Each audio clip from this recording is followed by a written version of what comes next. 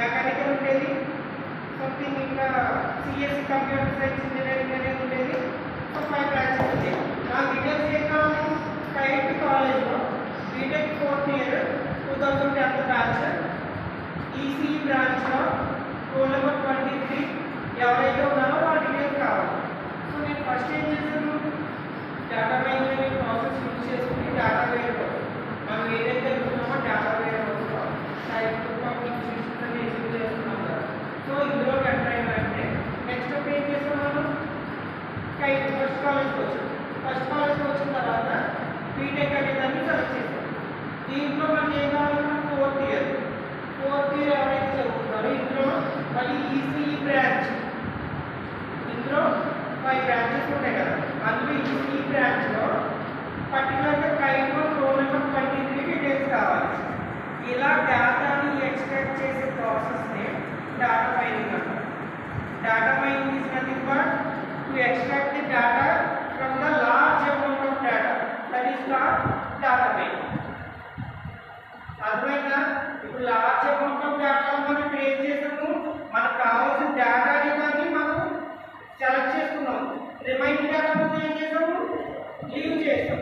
ఇక్కడ మనం data వేర్హౌస్లోకి enter అయిందంటే ఇక్కడ 3 డేటాబేసెస్ ఉన్నాయి. మనకి ఏ డేటాబేస్ కావాలి, కైట్లో అనే డేటాబేస్ కావాలి. రిమైనింగ్ ఏం చేసాం, లీవ్ చేసాం.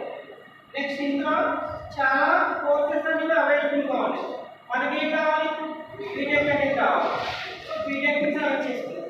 రిమైనింగ్ కోర్సెస్ అని ఏం చేసాం, లీవ్ చేసాం.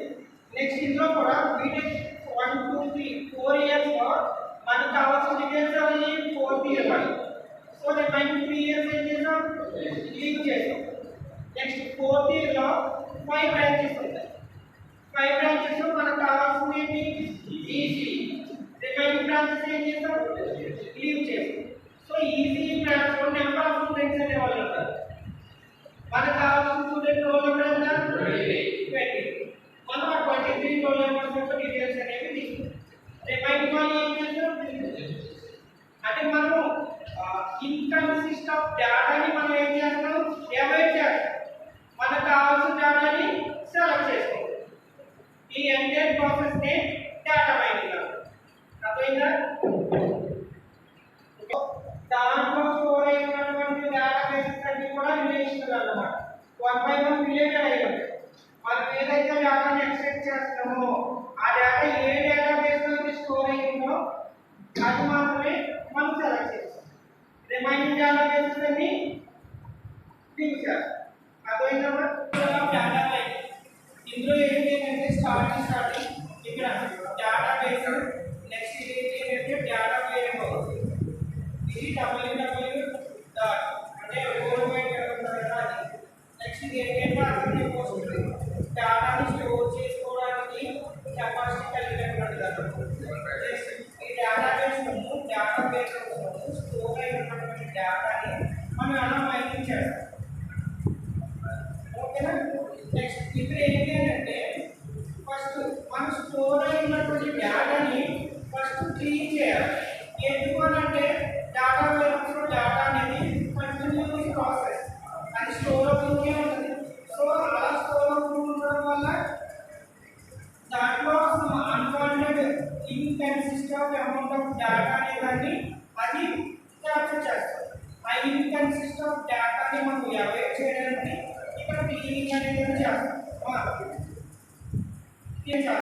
క్లీనింగ్ చేసిన తర్వాత సమ్ డేటా అనేది మనం క్లీన్ చేసినప్పుడు అవాయిడ్ చేసినటువంటి డేటాని ఇప్పుడు సేమ్ డేటా అనేది ఏమైనా ఉందనుకోండి, సేమ్ డేటాని మనం ఇంటిగ్రేట్ చేయడానికి ప్రాసెస్ అన్నమాట.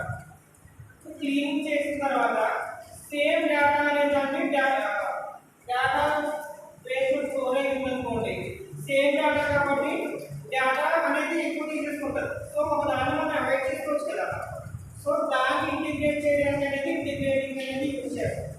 ఫర్ ఎగ్జాంపుల్ ఏంటి అంటే మన మొబైల్లో ఫొటోస్ తీసుకుంటాం. ఏదైనా ఒక ఫోటో ఉందనుకో అదే ఫోటోని 2-3 సార్లు తీసేసుకుంటాం.